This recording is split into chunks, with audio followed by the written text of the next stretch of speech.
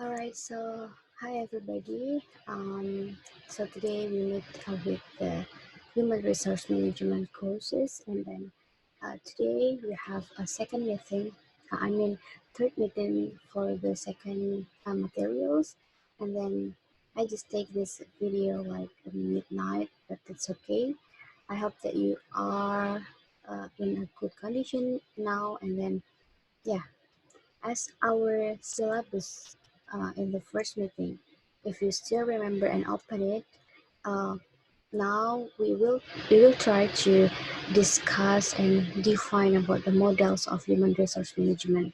But actually, in the second meeting, you already know about the concept of human resource management, and then you already learn about the function of the human resource management, and then the purpose of the resource management, and then maybe for the organization function, for the individual function, and so on and so forth. So now, after you know about the concept, like the basic concept of what is the human resource management uh, means, and then what is importance of the human resource management. So now you will know about the models. Models mean the type of the human resource management that can run by the country, by the government in the every country, even in developing country or even in developed countries. So now here it is, um, our materials. All right. So, okay. Yeah, as I promised to you, as I mentioned to you before, that today we will learn about the models of human resource management, because somehow in maybe in Malaysia, in Indonesia, and then maybe in Singapore, and so on and so forth, many countries have the different model of human resource management.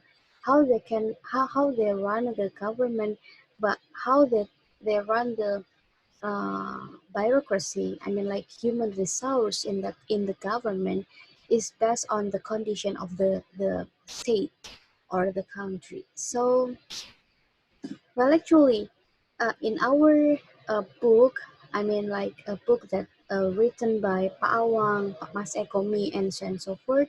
And then in the my class, I already put the handbook that already talk about the human resource management, and then that handbook also explain about the human resource management models. And yeah, I just give the brief, and then I just give the explanation. uh, Hopefully you can understand from my video here.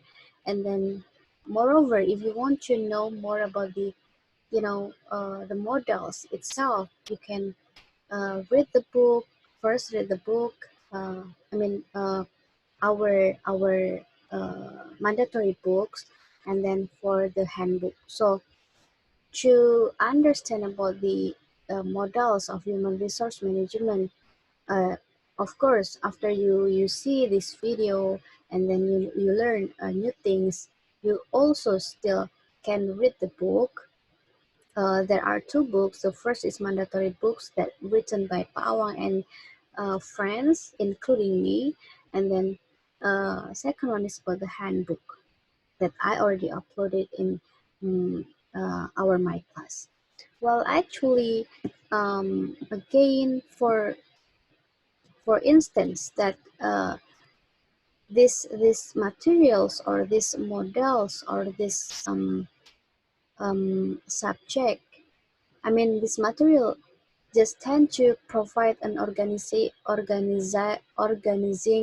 the foster discussion of a service delivery models that combines the positive features of the traditional center personal service delivery model with the features of a river model, predicted on the decentralization of personal service delivery to the lowest possible operational level.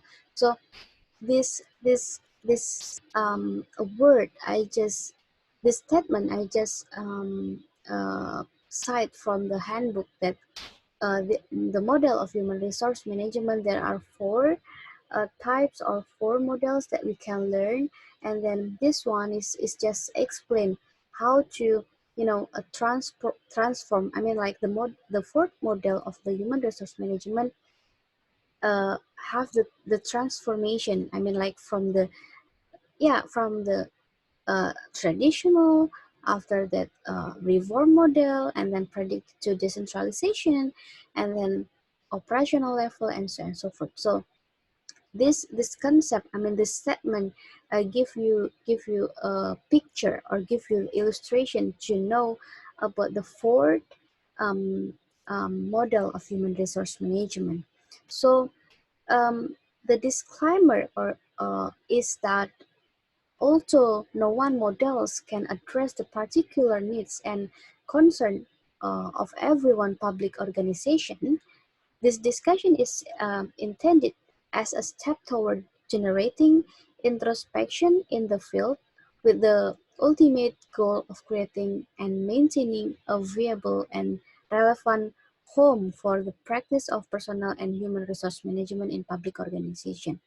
So the disclaimer is that yeah, we we understand that no one model can address the particular needs of the human resource, but then this model, I mean, fourth model that introduced by this handbook, try to give you or try to give the reader understanding about the you know uh, generating introspection in the field with the ultimate goal of creating and maintaining a viable and relevant home for the practice of personal and human resource management in public organization. So first, we know what the traditional model. So the first model in human resource management, before we know three left models. First thing is about the traditional model. So what is the traditional model in human resource management? Well, the traditional model is a public human resource management focused on a central personal organization.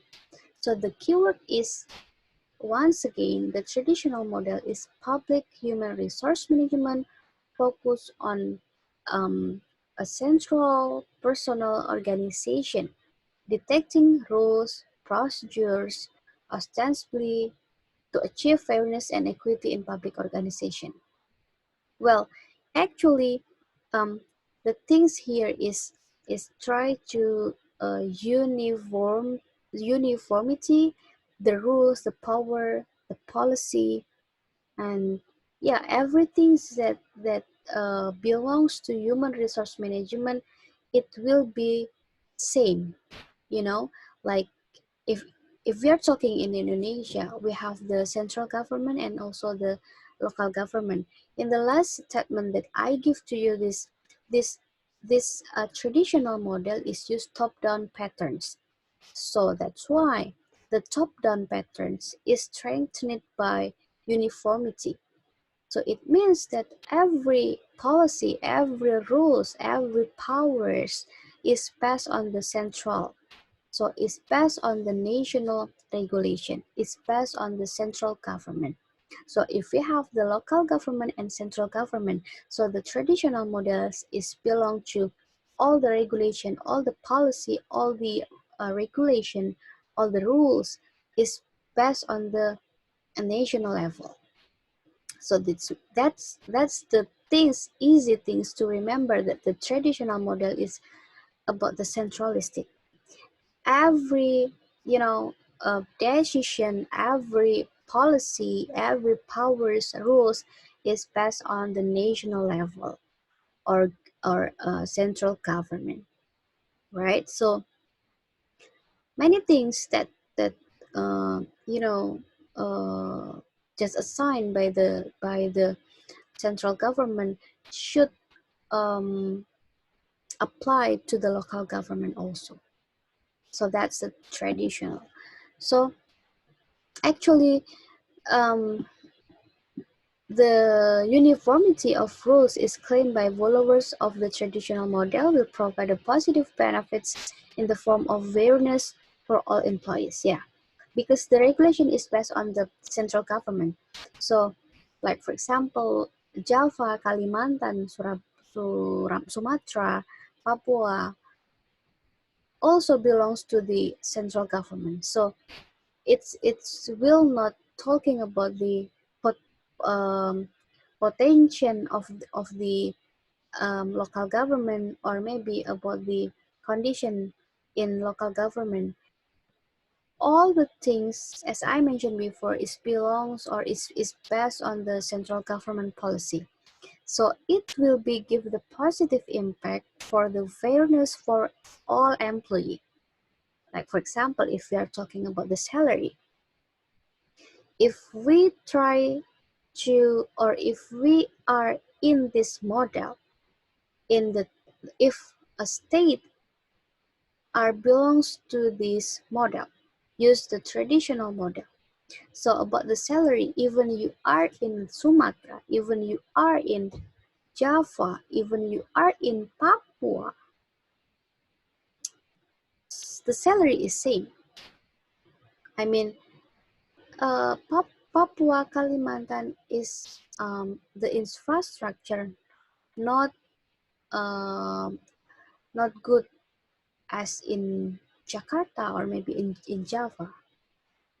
If we can say that it is no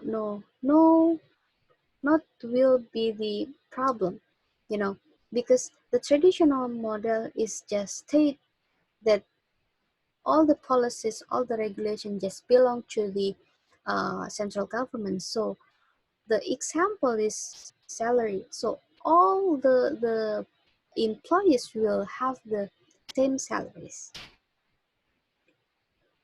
So the argument is that with the uniformity of a rule, neither party is treated differently because the rules are clearly uniform for all employees. So the thing is this: the keyword for the traditional model is centralized or centralistic. Okay, so well, the traditional model of human resource management create employees who have a human administrative character, with the main characters that this employee tend to obey all the rules that have been made by the center. So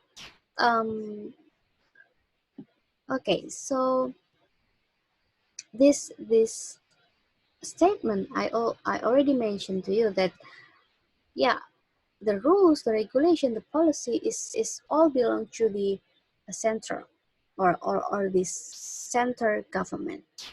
So the things is employees should tend to obey all the rules, no matter about the working time, or maybe about the salary, maybe about the regulation to, or maybe the requirement, the selection to become the a civil servant, and so on and so forth. So that's the things. And then the second one, under this condition, the traditional model has a weaknesses.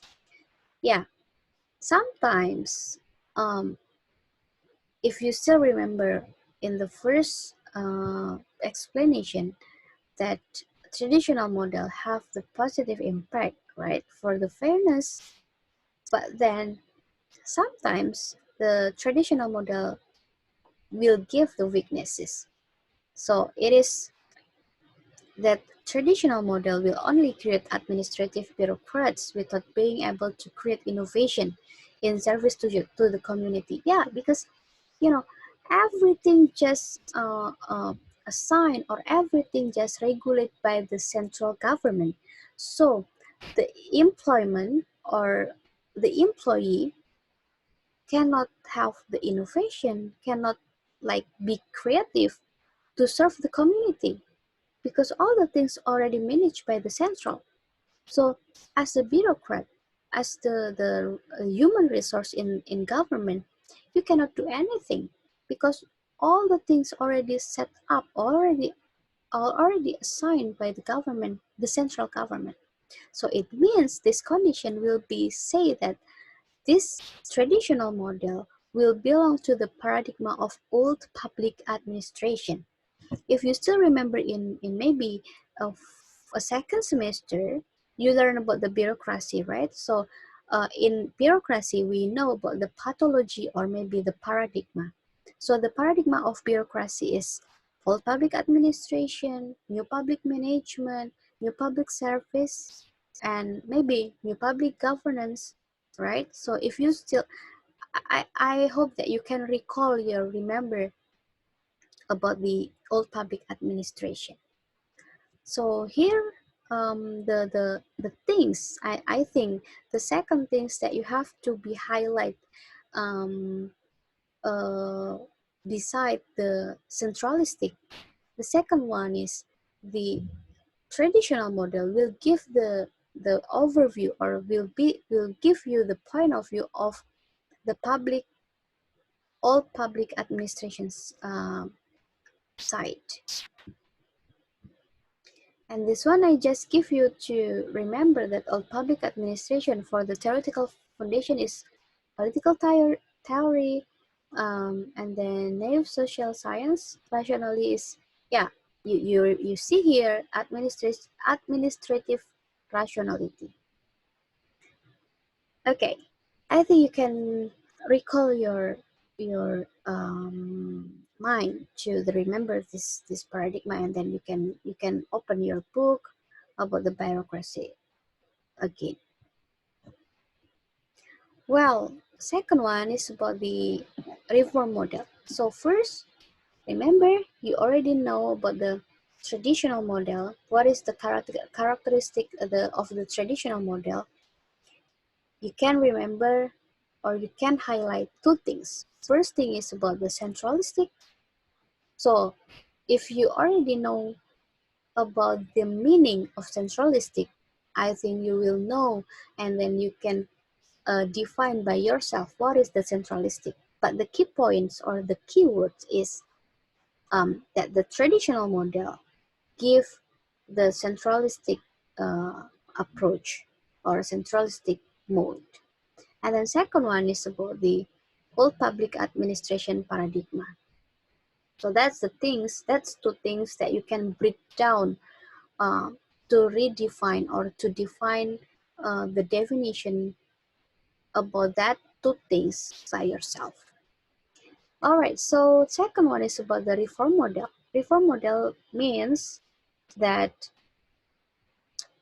this one is opposite by the traditional because the reform model is about the decentralized pattern of human resource management.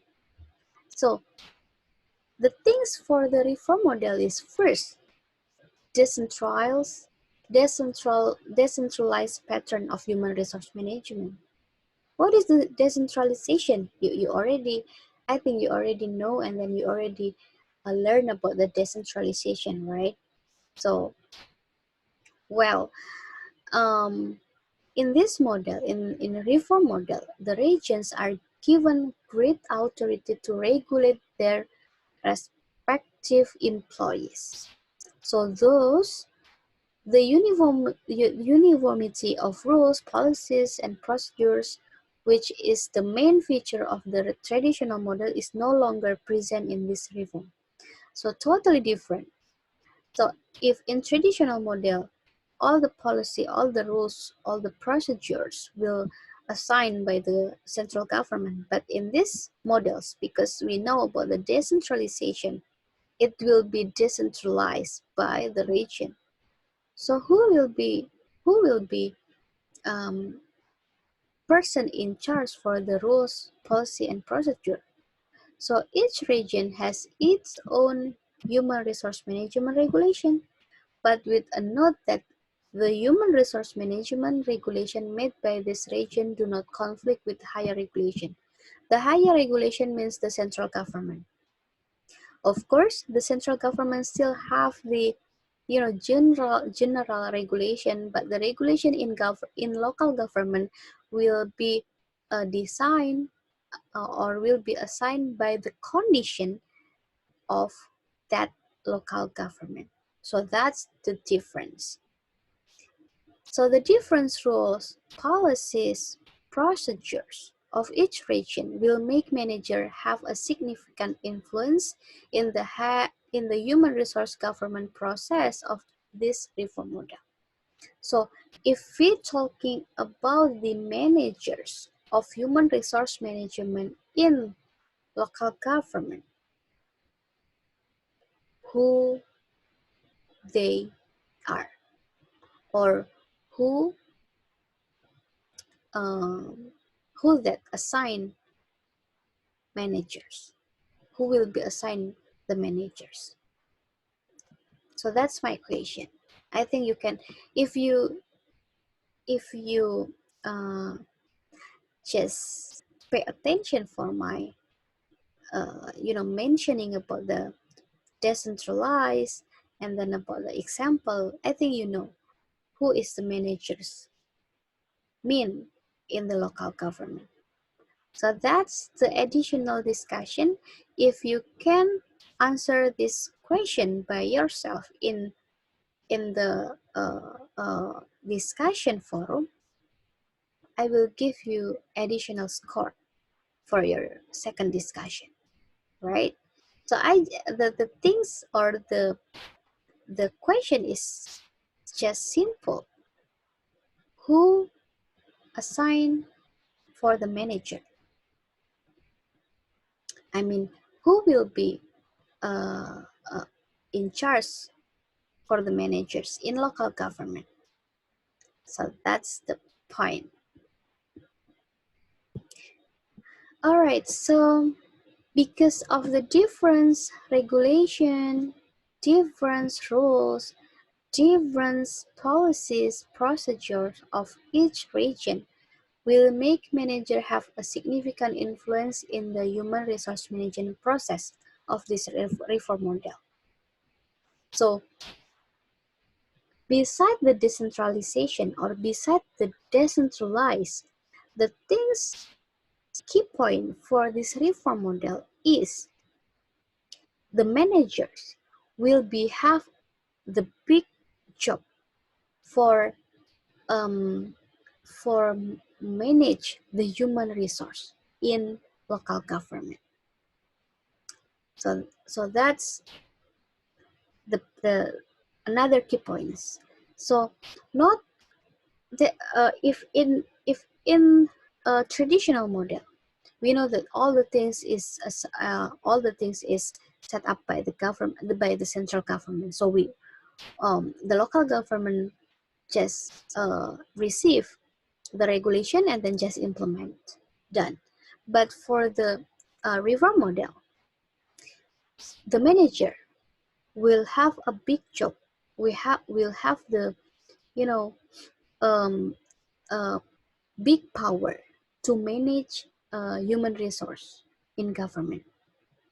So this can happen because the rules made by each region are different, so that the implementation process requires the manager to be able to manage them well.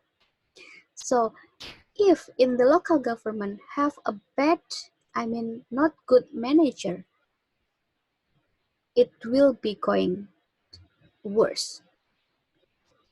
But if they have a good manager that able to manage them well, I think the human resource management in that local government will be good also. So the characteristic of the policies, rules, procedures that have their own characteristic for each region can make the result of human resource management for each region have different outputs. So that's why the the roles of the manager very important in these models.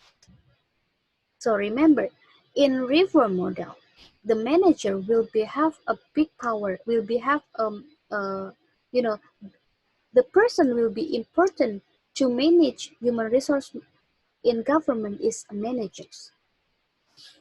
So the reform model has a two-way communication, opposite also with the traditional model, because in the traditional model, they they they just have the one-way communication or top-down communication. But in the reform model, they have two-way communication. It means that between the central government and local government, there is a coordination in the human resource management process. So the reform model also has the characteristic to pursuing the organization visions and mission through a good human resource management. So if human resource management use a reform model, then bureaucratic management will be more suitable to use the new public management paradigm. All right, so the three things that you have to remember in this reform model. First is reform model is about the decentralization or decentralize the rules, the policy, the procedure about the human resource management. Second one is um, managers will have the important rules in manage human resource in manage human resource. And then the last one is um, the paradigm that used by the reform model is new public management. What is new public management? Please just open your book again in the second semester about the bureaucracy, about the paradigm of bureaucracy.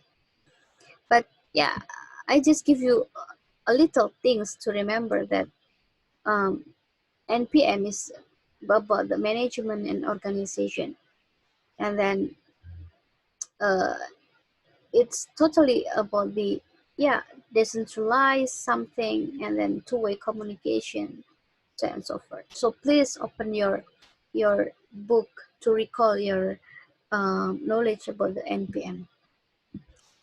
And then the third one is strategic model. So the strategic model is models that try to combine the advantage of the traditional model and reform model. So the things is the advantage for the traditional model is fairness because all is same, uniform, right? Uh, if as I mentioned, if Jakarta have a 50 million salary, so in Papua also, if Jakarta or Java should uh, have the policy about the standard operational procedure for how to give the public service, Papua also, Kalimantan also, so all the same. But in reform, but the you know the weaknesses or the disadvantages by the traditional model is nobody can or employees cannot have their creativity to have innovation to serve public, to make the public services as effective as they can. No, but in the reform models, these models will give the opportunity to someone or to employee to have the innovation to make the uh, how to give the or how to deliver the public service. So the traditional model has the advantage of creating justice for employee with uniform rules, policy, procedure, and so on and so forth, while the reform model has the advantage to creating innovative employees. So the strategic model tries to accommodate the advantage of each these models. So if the traditional model use a centralized patterns and the reform model use a decentralized patterns, then the strategic model use the collaborative model. So they try to combine the traditional or the centralistic and also the decentralization or the decentralized pattern. So the key point in the strategic model is the first, this model try to combine both for traditional and also the reform models to become collaborative models. In the practice of human resource management, there will be several processes which are responsibility of the central government, and there are several processes which are responsibility of the regions. That the collaborative, right? So for example is for the process of recruiting new employees, the procedure and the policy accommodated by the central and regional interests, or um, just based on the necessary or based on the need of the central and local government. So this strategic model is designed to create organizational effectiveness while paying attention to employee. Thus, the goal of the organization can still be achieved without forgetting the respect for employees who have contributed to the achievement of the organization. So, the second one is about the paradigm that used in these models of or in this strategic model is new public services paradigm. So the use of NPS paradigm is felt right on the grounds that the character of the NPS will support the implementation of a strategic human resource management model, that the characteristic of an NPS is collaborative, accommodating all stakeholder interests to become capital to strengthening the implementation of human resource management with a strategic model. So what is the new public service? Yeah, it's about the democracy. Yeah, as I mentioned before that this model tried to accommodate all the interests, the stakeholder interests, and then try to give the respect for the employee, democratic citizen, civil society, and so on and so forth. So you can still use your remembering or recall the this this character. The last one is humanist research method. Humanist. And then the last one is about the outsourcing models. Outsourcing models means contract. Yeah, in Indonesia means contract. So with the contract mechanism, the budget issued by the organization can be suppressed because it does not have to spend a budget for pensions or other benefits that are usually received by permanent employee. Yeah, because if you just uh, you know if you are supposed to be the PNS or civil servant, you will have the pension, you will have the uh, you know like several things that will be your um will be your yeah, as the civil servant, you will give several things as the civil servant, right? But for the outsourcing, it will can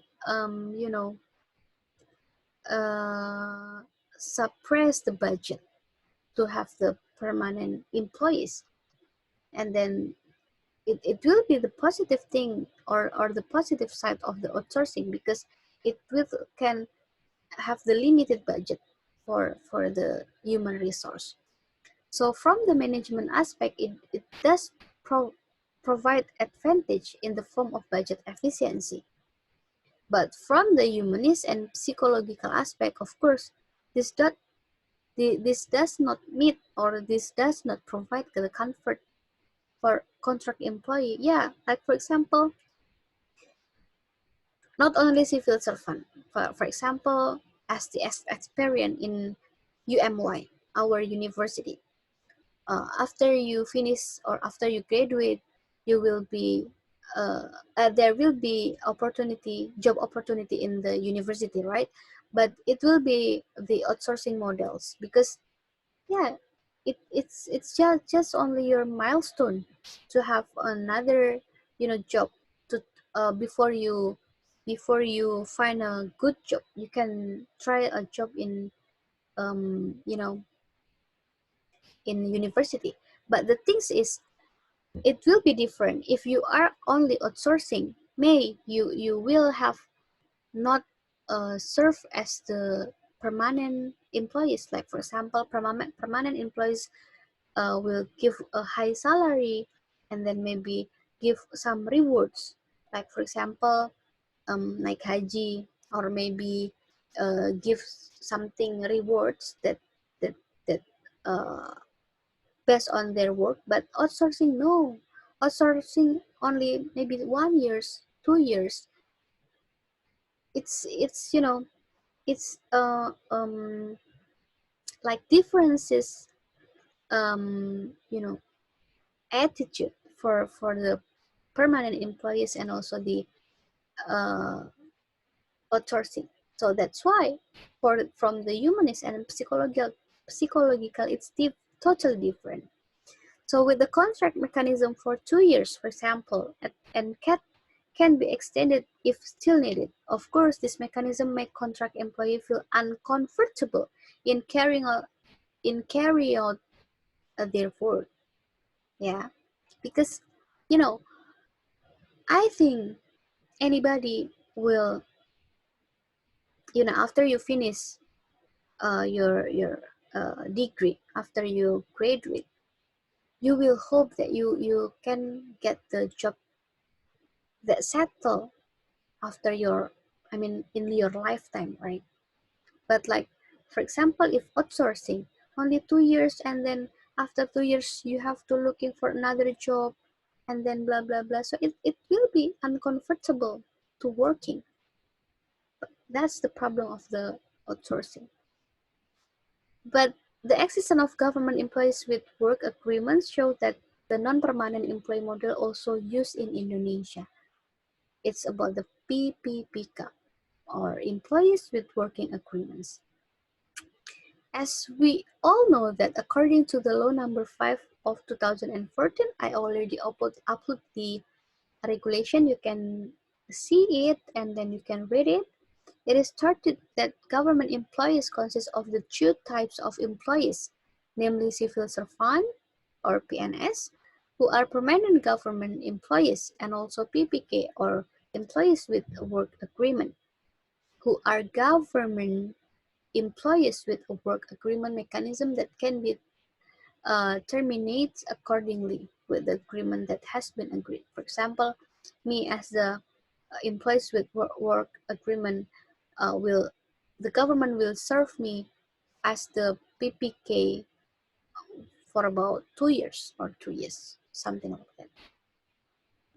So employees with work agreement itself only started in 2019, so it's still new. It's still running 2 years for the PPPK. All right, so well, to give you understanding about the four model of the human resource management, which are traditional model, reform model, strategic model, outsourcing model. So the author give you the several points here based on the functions, and then you can, yeah, you can uh, simplify in this table. Like for example, the function of service delivery, if traditional model centralized, reform decentralized, strategic model collaborative, and outsourcing is a contract. Goal orientation is uniform, manager center, respectful, and so on and so forth. So this is only the simplify of our discussion before, or my explanation before, but the things is still same, like what is the communication pattern, what is the role of education, and so on and so forth. So you can use here, you can use this one to keep it in your mind. But the things is, I think the easy, you know easy understanding is, you just write down your understanding, and then you just write down your key point or keywords to remember that traditional model is blah blah blah blah, reform model is blah blah blah blah. If me, like me, as I explained to you, I just remember about, okay, the traditional model have three things that should remember. First is centralized, and then I can break down about the centralistic, right? And then the two things is about the one way or top down communication, and then the last one is about the uniform, right? Or how to say, yeah, try to manage all the things in the top or in the central government, and so on and so forth. Yeah, but it's based on you, because every people have their own understanding, their own way to understand something. But yeah, all right. So, and how about the human resource management model in Indonesia context? Which one is used by Indonesia, right? So if you look at the that is inherent in bureaucrats or government employee in Indonesia, then Indonesia adopt a dichotomy model in managing politics and bureaucratic relation. But in general, it can be explained that the relationship between politics and bureaucracy is divided into two, namely dichotomy and synergy. Dichotomy is separation between politics and bureaucratic, but synergy is combined between politics and bureaucratic. So the things here is you should understand by reading the book. You should you should get your understanding by uh, reading the book. But the things is dichotomy is separation between politics and bureaucratics, but synergy is combined between politics and bureaucratics. So here your discussion. Remember, I have question in the beginning. If you can answer and then correct answer, I will give you additional point. Okay, first, in your opinion, which model is best and most suitable for developing countries to use in carrying out their human resource management? You should explain and why. For example, like developing country, not only Indonesia, right? But several countries like Vietnam, or maybe Myanmar, or maybe Philippines, and so on and so forth. Um, you think that you should give your opinion which one is the best for the developing country, right? Not developed country. The question is developing countries. Please give your opinion and give your reason. Second one is the foreign Indonesian student give another example about the dichotomy and synergy of human resource management. If in the book they already mentioned about the example, you should try to looking for another sample. Yeah, you can use by maybe in local government or central government, is up to you. But just give your uh, explanation about the example. And then second one, for Malaysian students, what kind of human resource management being identified in your country? Dichotomy or synergy or both? Please explain. Okay. So that's all our discussion today. If you still have any question, just let me know. And then if you still want me to discuss this topic in WhatsApp group, or maybe you still have any question that should be discussed to me, just come to me. Don't hesitate to contact me. And then maybe if you need a Zoom meeting, we can arrange for the Zoom meeting. Or yeah, if you still don't understand about the question, you can also directly to come to me. I mean, not to come to Taiwan, but to WhatsApp me or text me or email me, anything. All right, so I'm so sorry if I have any mistakes in this meeting, and then I hope to you that you are still in a good condition, and then hopefully this materials give you a new knowledge and then new perspective about the human resource management models. And then yeah, see you next meeting. Thank you. Wassalamualaikum warahmatullahi wabarakatuh.